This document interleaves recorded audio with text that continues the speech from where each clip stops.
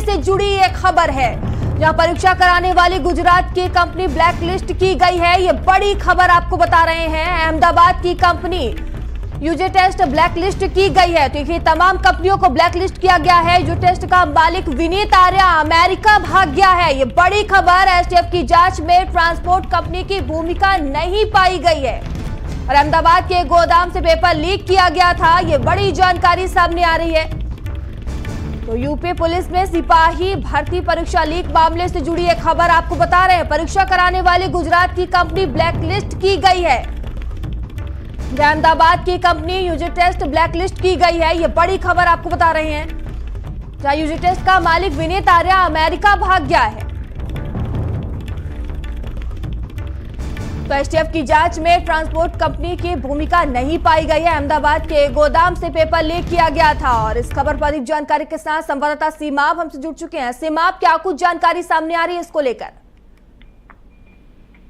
देखिए, ये देखा जा रहा है कि लगातार जो पेपर लीक हो रहे हैं और पुलिस भर्ती को में जो सनसनीखेज खुलासे हुए थे, उसमें जिस कंपनी को जिम्मेदारी दी गई थी उसका जो मालिक था वो विदेश भाग गया है, जिसका नाम विनीत आर्य है। अब ये लोग जाहिर है कि संदिग्ध हैं और भागे हुए हैं यहाँ से, तो जाहिर है कि ये पेपर जानबूझ के लीक करवाया गया था। इस पूरे मामले की एसटीएफ जांच कर रही है और कई समन भी भेजे गए, लेकिन विनीत आर्य अमेरिका चला गया, बस इसकी जानकारी मिली। तो ये गुजरात की कंपनी थी और इसका नाम यूजेटेस्ट था और अब वो भाग गया है। अब इतने बच्चों का दांव जो है वो कैरियर दांव पे लगा है। अब ऐसे में सवाल पैदा ये होता है कि जो कुछ आईपीएस हैं उन पे पूछताछ की हिम्मत एसटीएफ की पड़ पा रही है कि नहीं पड़ पा रही है, ये तो बाद में पता चलेगा। लेकिन बड़ी भर्ती थी और अचानक से उसका यहाँ से भाग जाना कहीं ना कहीं संदेह का प्रतीक है और संदेह में आता है कि समझबूझ के ये साजिश को अंजाम दिया गया है जानबूझकर। और सीमाब, सवाल ये भी है कि पुलिस भर्ती बोर्ड में अचानक डीजी का बदल जाना, गुजरात की संदिग्ध कंपनी को सिपाही भर्ती जैसी बड़ी परीक्षा का ठेका देना।